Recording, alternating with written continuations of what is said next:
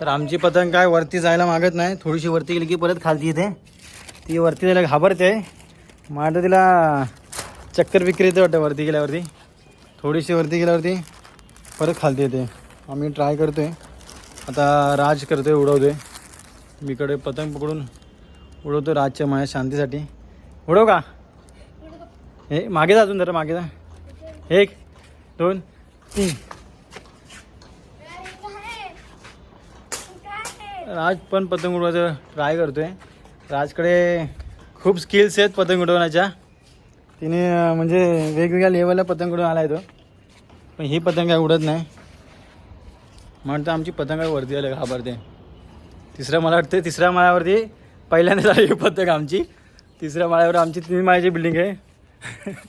तर first time एवढा वरती पतंग आली असं वाटतं आहे आमची ही, तिसऱ्या माळ्यावरती. तर ह्याच्यावरती जायला मागत नाही. बघू आता कधी आमची पतंग उडेल.